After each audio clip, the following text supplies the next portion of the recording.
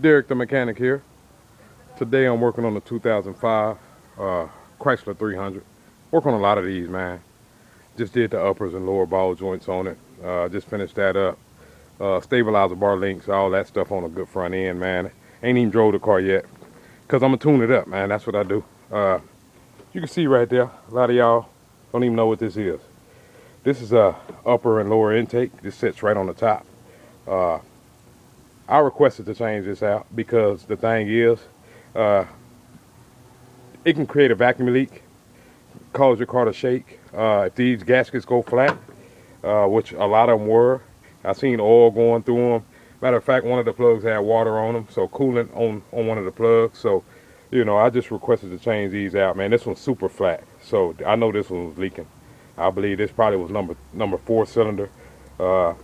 It was leaking, but a lot of work on this, man. If you have one of these, always, I mean, real easy to do, upper or lower. You can buy the Pro gasket set. See, comes with all the gaskets, you know, little O-rings. You just slide them, take them out, and where they got the little grooves, you just put them back in place, kind of just like this. Set them right back, pop the old one out, put the new one back in, just like that. I mean, real easy to do. And then you do the bottom, flip it over, pop the bottom ones out, get you like a little pick. Set your little pick up under there, pop it out, put your new one back in. Another thing is, you always want to clean your injector O-rings. Get a rag or something, go around the O-rings, clean them, because most of the time they're going to be dirty from just stuff going on top of them. A lot of old oil and stuff. I already pretty much cleaned this one up. No vacuum and everything, my shop vac. Always clean your O-rings. What I'm going to do when I pop them back in, I normally put a little bit of oil around them so they'll pop back in.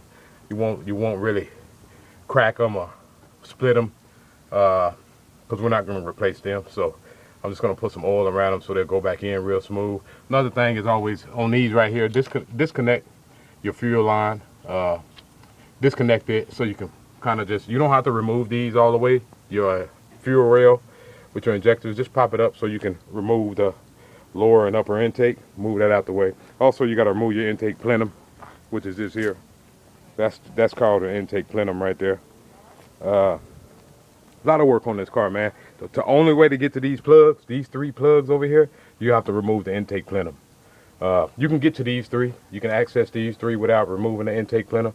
But to get to the other 3, you got to take the whole intake plenum off, which was what I just showed you right there. Then you might as well do the whole thing. Go ahead and take this off.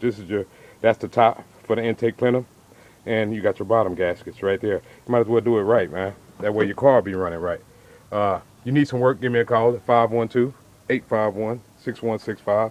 I work on pretty much anything, everything. Front end work, ball joints, tie rods, control arms.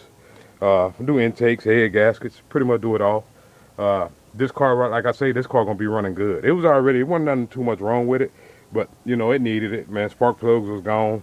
Probably looked like they ain't been changed in about 2 years, 2.5 years.